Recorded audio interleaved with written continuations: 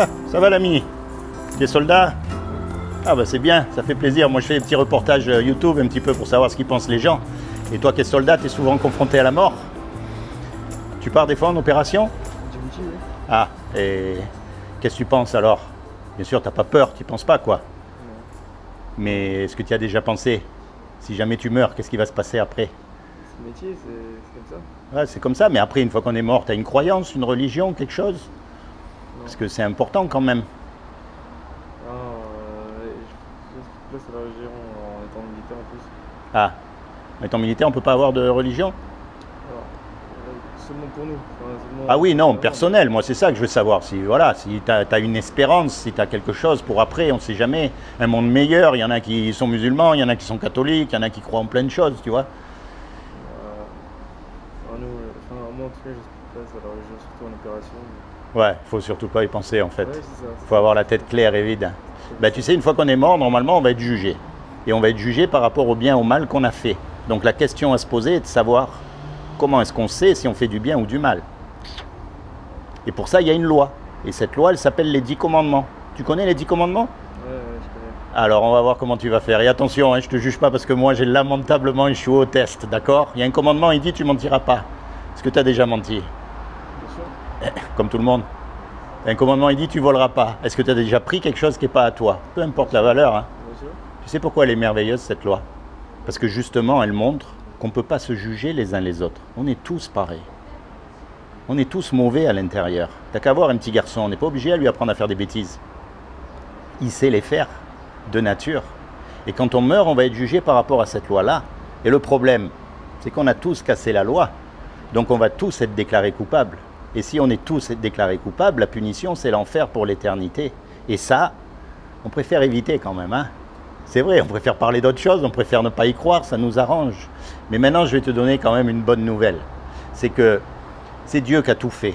Il a fait les papillons, il a fait les arbres, il a fait le soleil, il t'a fait à toi, il m'a fait à moi, il a tout créé. Et un créateur, en général, ça aime ce que ça fait. Un musicien, il aime sa musique. Un cuisinier, il aime les petits plats qu'il fait, on est d'accord. Donc il nous aime et il ne veut pas nous punir. Donc il a fait quelque chose pour que toi et moi, malgré qu'on soit coupables, on puisse éviter son châtiment. Est-ce que tu sais ce qu'il a fait? Parce que c'est la chose la plus importante à savoir. Et puis il y a deux solutions. Soit je te raconte des histoires et on aura rigolé 5 minutes, soit je te dis la vérité et tu risques de perdre gros. Comme il n'a trouvé aucun homme de parfait sur la terre, parce que même le religieux des religieux, il ne pourra pas dire qu'il n'a pas cassé la loi. On est d'accord, hein? C'est tous des hypocrites en général. Donc, ce qu'il a fait, c'est qu'il est venu lui-même sur terre et il s'est revêtu d'un corps. Il s'est habillé avec un corps qui est Jésus. Et il a dit, quiconque croit que Jésus est le Fils de Dieu et qu'il est ressuscité des morts, il aura la vie éternelle à mes côtés. Mais ça ne suffit pas ça. Parce que les démons, ils existent et ils croient aussi. La clé, mon ami, c'est ce qu'on appelle la repentance. Et repentance, ça veut dire arrêtez de voler, arrêtez de mentir. Mais ça, on le sait, parce que quand on le fait, on a la petite voix qui nous dit, d'accord? Repentance, l'essence même de la repentance, ça veut dire de se tourner vers Dieu. Ça ne veut pas dire d'aller dans une église, d'aller allumer des cierges, d'aller dans une mosquée ou d'aller je ne sais pas où. Non, quand tu es tout seul, tu commences à parler à Dieu, à lui poser les questions que tu as vraiment dans ton cœur, dans ton esprit. Quand Jésus il est mort sur la croix, en fait, il est mort à ta place et il est mort à ma place. Parce que lui, c'est le seul qui a accompli la loi, qui n'a jamais cassé la loi. Et donc son sacrifice, il a été accepté pour que toi, tu sois sauvé le jour du jugement dernier. C'est comme si on fait un braquage tous les deux, on va piller la banque et on se fait attraper. Et le juge nous dit, voilà, vous avez 20 millions d'euros chacun à payer, ou alors vous partez 50 ans en prison. Tu les as pas, les 20 millions d'euros, et moi non plus. Et puis il y a un homme qui arrive, qu'on ne connaît même pas, et qui met les sous sur la table pour qu'on soit libre. C'est ce que Jésus a fait pour toi et pour moi il y a 2000 ans. Alors encore une fois, mon ami, c'est pas aller dans une église ou dans une religion. Il n'y a rien de pire que la religion. Et si tu connais un peu l'histoire de Jésus, comme tout le monde, ceux qui l'ont cloué sur la croix, ce sont les religieux de l'époque. Et aujourd'hui, ceux qui nous dégoûtent de Dieu, ce sont les religieux d'aujourd'hui. Ce que Dieu veut, c'est une relation personnelle avec toi. Parce que toi, tu es passé par des chemins où il n'y a que toi qui es passé. Tu as eu des injustices que moi, je n'ai pas eues, et vice-versa. Tu as eu des joies aussi, des bonheurs que je n'ai pas eu, et vice-versa. On a chacun une vie. Et Dieu veut rentrer dans ta vie. Il veut te protéger, il veut te guider, il veut t'encourager. Et plus que tout, il veut te sauver du jour du jugement dernier. Et surtout en tant que soldat. Parle-lui, rapproche-toi de Jésus, pas pour devenir religieux, d'accord? Tu lui dis, voilà, moi je reconnais, je suis un pécheur, comme tous les autres hommes, je ne suis pas mieux que les autres, mais je voudrais vraiment que tu deviennes mon sauveur. Je voudrais vraiment que tu deviennes mon avocat pour le jour du jugement dernier. Aide-moi, protège-moi, mets-moi sur le bon chemin. C'est aussi simple que ça la foi, mon ami, c'est pas d'aller dans une religion, c'est écrit nulle part. C'est comment ton prénom? Malik. Malik. Malik.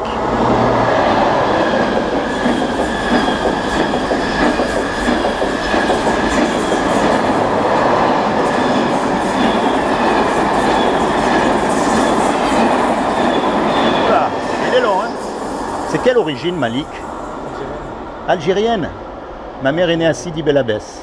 Algérien suédois, ma mère est suédoise. Ah bon, bah alors, je t'explique pas les mélanges, hein? On est tous mélangés, c'est ça qui est beau. Malik, sois béni, d'accord? Que le Seigneur Jésus vraiment te bénisse, qu'il te protège. Je te demande vraiment, Seigneur, que tu rentres dans le cœur de Malik, que tu te révèles à lui comme son sauveur et son Seigneur, que tu le protèges pendant les interventions qu'il a dans sa vie dangereuse. Je te demande aussi de bénir sa famille. Je ne sais pas si tu es marié. Pas encore? Pardon? Non, c'est en cours. Ah, c'est en cours? Ouais. Eh bien, Seigneur, je te demande vraiment que tu bénisses cette union. Ouais. Sois béni, Malik. Sois béni. Souviens-toi de ce que je t'ai dit. Dieu, c'est pas une religion. Ouais, mais j'ai pas. Dis-moi. Je m'intéresse pas. En tout cas, pour l'instant, je m'intéresse pas. Ah, mais ça, je sais. Ça, je sais. Peut-être un jour, mais. Peut-être un jour. Mais maintenant, tu connais une version. Après, c'est à toi de faire ton choix. Tu vois? L'essentiel, c'est d'être déjà assez intelligent pour écouter. Ça, c'est une preuve, une marque d'intelligence. Parce que même si tu n'y crois pas, t'écoutes. Tu prends le temps, tu prends la patience, tu enregistres. Après, tu vas certainement écouter d'autres personnes, d'autres trucs. Et après, tu feras, tu vois, tu prendras ta propre décision, toi. C'est aussi simple que ça. Il n'y a pas d'urgence, quoique, on ne sait pas quand on meurt. Hein.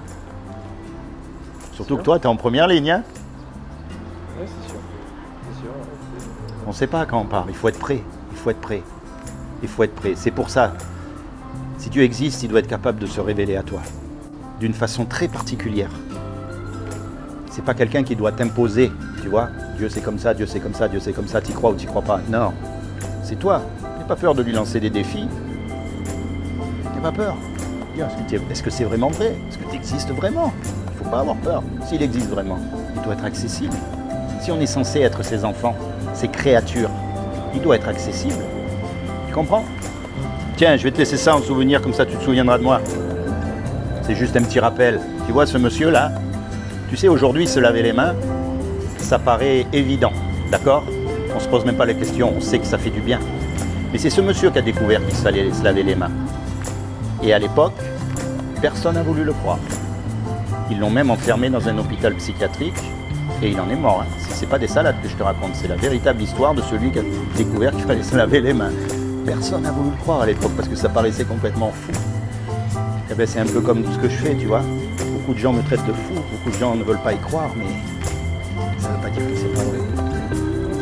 Sois béni, mon ami. Bon courage. Et puis, on est tous derrière vous. Hein. On soutient nos soldats. D'accord? Sois béni.